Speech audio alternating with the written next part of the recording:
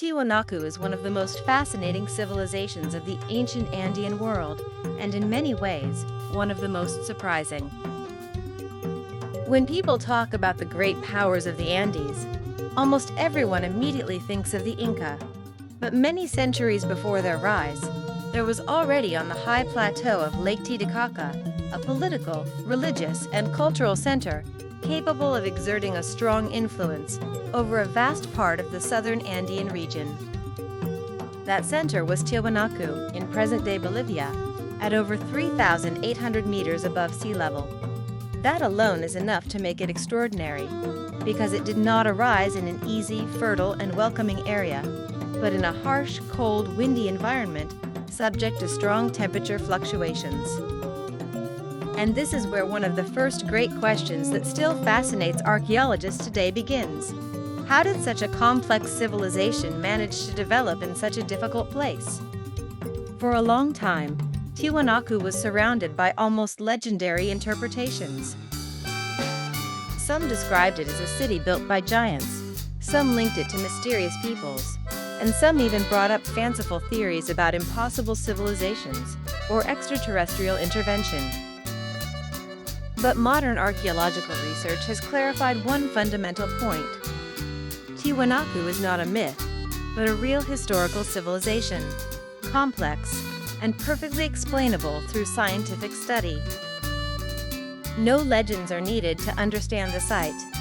The extraordinary technical skill of its builders, a long cultural evolution, and a strong social organization are enough. The chronology of the site has also been clarified more clearly in recent years.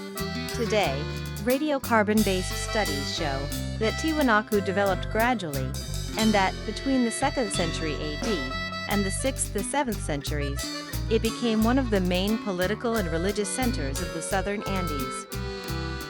This is important because it helps us understand that it did not appear suddenly, but was the result of slow, continuous growth, marked by the accumulation of prestige, population, organizational capacity, and ritual power.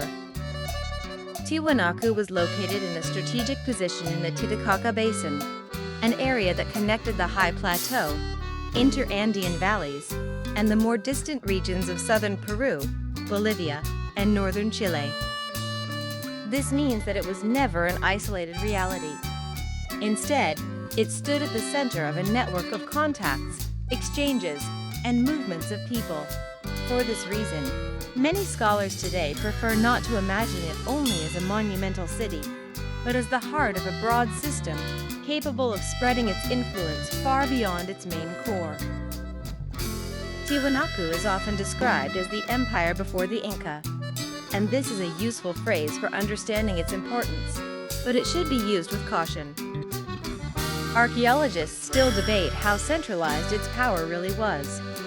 Some see it as a strong and organized state, while others believe that its influence was expressed mainly through colonies, alliances, religious prestige, migrations, and shared cultural networks. In other words, Tiwanaku was certainly a great power, but it should not automatically be imagined as an early copy of the Inca Empire. The key to its success was above all its ability to adapt to the environment. In such a difficult territory, the foundation of its power could only have been an extraordinary agricultural organization. One of the most important aspects studied by archaeologists is the system of raised fields, elevated agricultural surfaces separated by canals. This system made it possible to manage water, improve drainage, protect crops from nighttime frost, and increase productivity. The canals retained heat during the day and helped reduce the effects of the cold at night. In practice, it was a highly advanced form of agricultural engineering, perfectly adapted to the conditions of the high plateau. This element has deeply changed the way Tiwanaku is viewed. It was not only a monumental or religious civilization, but a society capable of building a concrete and solid economic foundation. On this very point, there is still an interesting debate. Some scholars believe that the management of these agricultural systems was strongly controlled by the central power, while others argue that local communities played a decisive role. In any case, without this ability to transform a difficult environment into a productive landscape, Tiwanaku would never have become a great power.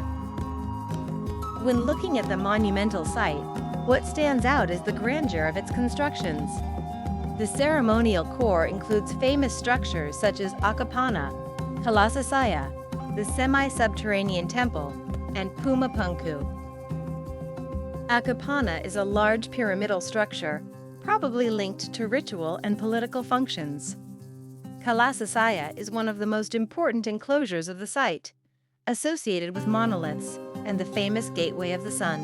The semi-subterranean temple, with its heads embedded in the walls, suggests a strong symbolic and ritual meaning. But it is above all Pumapunku that has captured the modern imagination. Its stones, worked with great precision, have led some to claim that such a construction would have been impossible for an ancient civilization. In reality, archaeologists see in Pumapunku proof of an extremely high level of craft specialization and remarkable organizational capacity. The stones were cut, transported, and assembled using complex techniques, yet ones fully compatible with the capabilities of an advanced Andean civilization. There is no need for mysterious explanations. It is enough to recognize the extraordinary level reached by the builders of Tiwanaku. The Gateway of the Sun is the most famous monument at the site. It is a large carved monolith, decorated with a central figure and a series of secondary images that reveal a very complex symbolic program.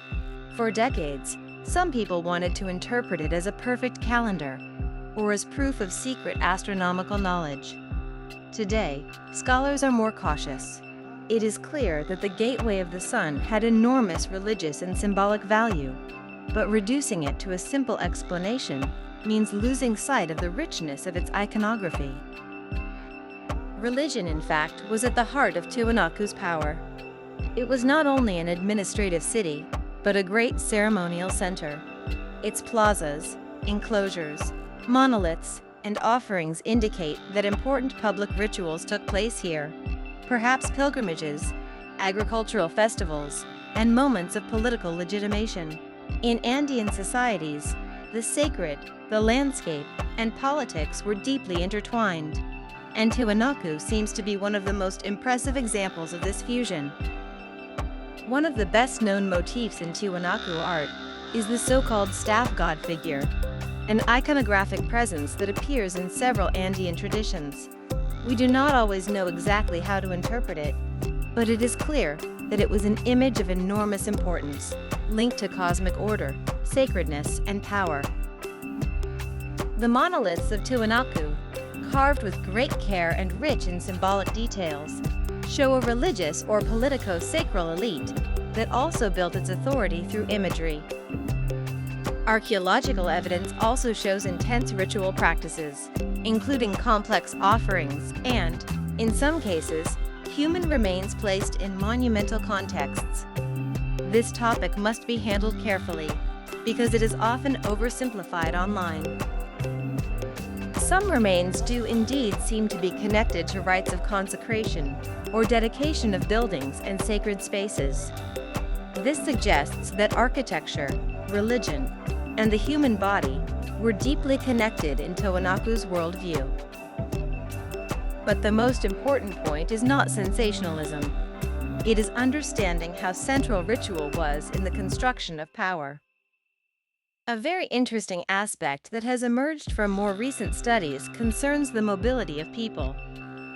Isotopic analyses have shown that many people linked to the sphere of Tiwanaku were not born in the same place where they lived or were buried. This means that the city attracted migrants and groups from other regions.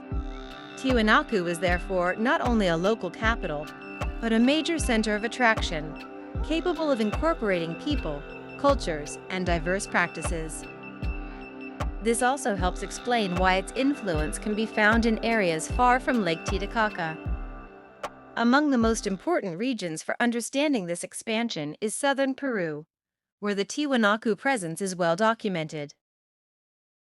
Here, the comparison with Wari also emerges, the other great Andean power of the same period. The relationship between Tiwanaku and Wari is still debated. We do not always know whether they were rivals, parallel powers, or systems that interacted in different ways depending on the region. What is clear is that Tiwanaku had a very strong political and cultural identity of its own. Its economy was also probably more complex than once believed. In addition to intensive agriculture, llama caravans must have played an important role, essential in the Andean world for transporting goods over long distances. Through these networks circulated products, exotic materials, ritual resources, and prestige goods. Tiwanaku seems to have been a civilization capable of turning its geographical position into a political, economic, and symbolic advantage. In recent years, one of the most interesting discoveries connected to this world has been the Palaspata complex, interpreted as an important temple center linked to the sphere of Tiwanaku.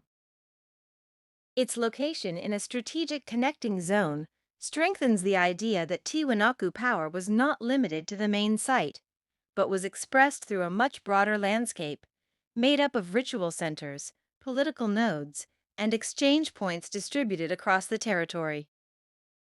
Yet the great question of decline remains. Why did Tiwanaku collapse? Today, archaeologists tend to rule out overly simple explanations. There does not seem to have been a single sudden event capable of explaining everything.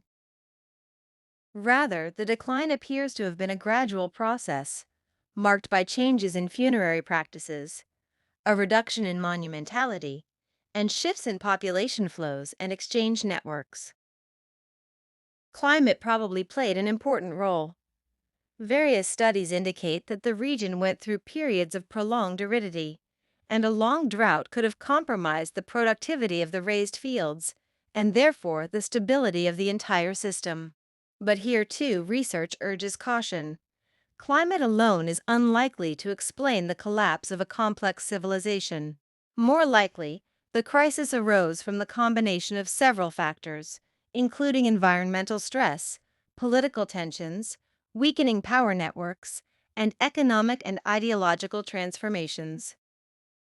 The relationship with the Inca makes Tiwanaku even more fascinating. It was not a simple ancient version of the Inca, nor their direct ancestor in a linear sense. However, the Inca knew the site and considered it a sacred, extremely ancient place filled with prestige. In their traditions, Tiwanaku was linked to origins and to a past of enormous symbolic authority. This means that, centuries after its decline, it still continued to exert an extraordinary force in the Andean imagination. Today we know with reasonable certainty that Tiwanaku was one of the great civilizations of the ancient Andean world, one of the first major urban and state centers of the southern Andes, and a power capable of combining religion, monumentality, intensive agriculture, and networks of mobility. We know that its influence extended far beyond the immediate territory of Lake Titicaca, and that its decline was gradual and complex. But many questions remain open, and that is exactly what makes Tiwanaku so fascinating. The true enigma of Tiwanaku is not the one found in fanciful theories. It is something far more interesting. Understanding how a highland society managed to build one of the greatest religious and political centers of the ancient American continent, transforming a difficult environment into a base of power. And why, after centuries of success, that system stopped holding together.